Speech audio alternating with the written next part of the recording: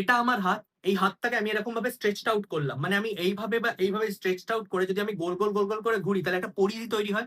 সেই পরিধির ভেতরে যেটাই থাকবে যেটাকে তুমি হাত দিয়ে টাচ করতে পারবে সেটাই হবে দিস। আর এই পরিধির বাইরে যেটাই বেরিয়ে যাবে যেটাকে তুমি হাত দিয়ে এই মুহূর্তে টাচ করতে পারছো না সেটা হয়ে যাবে দ্যাট। যার জন্য হয়তো তোমাকে একটু এগিয়ে যেতে হচ্ছে বা নড়াচড়া করতে হচ্ছে।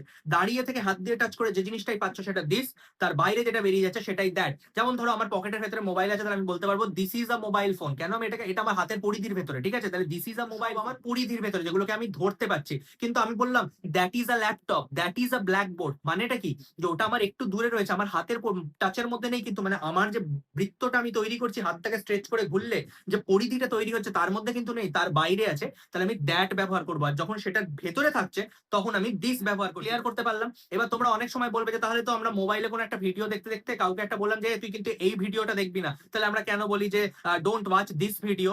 আমার তো হাত, মানে আমি তো ওটাকে হাতের পরিধির মধ্যে নেই, আমি তো টাচ করতে পারছি না, তো ভিডিও অন্য কেউ করেছে। দেখো সেটা যেমন হচ্ছে, কিন্তু এটা মাথায় রাখতে হবে ওই ফোনটা কোথায় আছে। তুমি তো ভিডিওটা ফোনে দেখছো, ফোনটা তোমার হাতে আছে, কন্ট্রোলটা তোমার হাতে আছে, আর তুমি সেই মুহূর্তেই কন্ট্রোল করতে পারবে। যেহেতু সেটাকে সেই মুহূর্তে তুমি কন্ট্রোল করতে পারবে তাই জন্য তুমি ইউজ করবে ডোন্ট ওয়াচ দিস ভিডিও। এবার অনেক সময় এটার ক্ষেত্রে আমরা অ্যাটেনশন ফোকাস বলে একটা পয়েন্ট ইউজ করে থাকি। What is attention focus? যে যে কাজটা চলছে সেটা কোন সময়ে চলছে। যদি এই মুহূর্তে কাজটা চলছে, এই মুহূর্তে মানে এখনই তোমার কাছে ক্ষমতা রয়েছে সেই কাজটাকে দেখার বা না দেখার, করার বা না করার, তখন তুমি দিস ব্যবহার করবে। কারণ এই মুহূর্তে তোমার টাচের মধ্যে, তোমার নাগালের ভেতরে রয়েছে, তোমার নাগালের ভেতরে ক্ষমতাটা, তুমি কিছু একটা করতে পারো। তাহলে তুমি বলবে ডোন্ট ওয়াচ দিস ভিডিও। কিন্তু ধরো একদিন পার হয়ে গেছে আর তুমি তাকে বলছো যে কালকে যে ভিডিওটার কথা হচ্ছিল না ওটা কিন্তু দেখবি না, ডোন্ট ওয়াচ দ্যাট ভিডিও, কারণ ওটা কিন্তু এখন তোমার নাগালের ভেতরে নেই, ওটা গতকালকে কথা হয়েছে। তাহলে তুমি বলবে ডোন্ট ওয়াচ দ্যাট ভিডিও। তাহলে বোঝাতে পারলাম কিভাবে দিস কোথায় ইউজ করতে হয়, দ্যাট কোথায় ইউজ করতে হয়। হাতের নাগালের মধ্যে যেগুলো থাকছে সেগুলো দিস, হাতের নাগালের বাইরে যেটা থাকছে সেটা দ্যাট।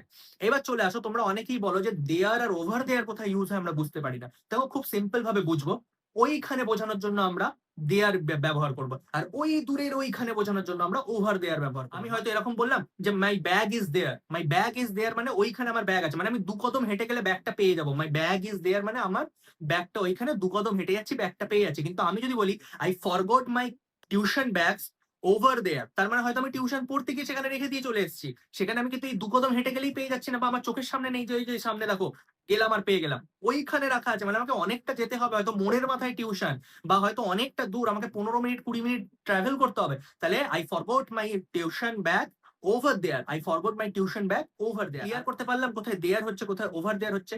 আশা করছি আমার এই ভিডিওটা থেকে তোমরা বুঝতে পারলে কোথায় দিস হয়, কোথায় দ্যাট হয়, কোথায় দেয়ার হয়, কোথায় ওভার দেয়ার হয়। আমার ভিডিও যদি ভালো লাগে অবশ্যই চ্যানেলটাকে সাবস্ক্রাইব করো, আমার আইডি গুলোকে ফলো করো, ভিডিওটা লাইক করো, বন্ধুদের সাথে শেয়ার করো। দেখা হবে পরের একটি ভিডিওতে।